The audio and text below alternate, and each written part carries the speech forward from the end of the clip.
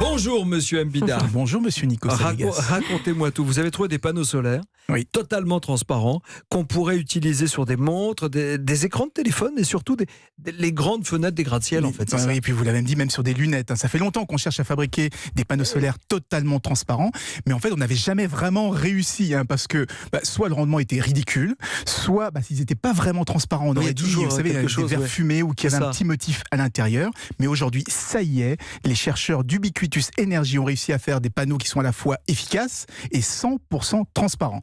Alors le principe est assez simple. Plutôt que de mettre les cellules photovoltaïques derrière la vitre, on les met sur le côté, sur la tranche. Ensuite, on ajoute au-dessus un film un petit peu spécial sur le verre.